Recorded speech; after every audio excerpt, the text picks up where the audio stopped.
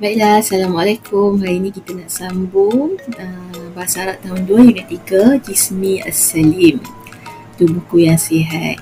Kita akan lihat beberapa anggota dan namanya di dalam bahasa Arab. Okay. Yang pertama, Ra'sun. Ra'sun. Ra'sun, kepala. Sya'run. Sya'run.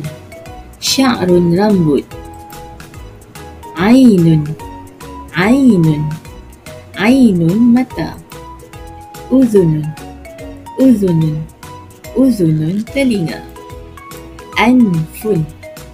Anfun. Anfun, hidung. Famun. Famun. Famun. Famun, mulut. Lisanun. Lisanun. Lisanun, lidah. Asnanun. Asnanun. Asnanun, gigi. Khaddun. Khaddun. Khaddun, pipi. Unuqun. Unuqun. Unuqun, leher. Katifun. Katifun. Katifun, bahu.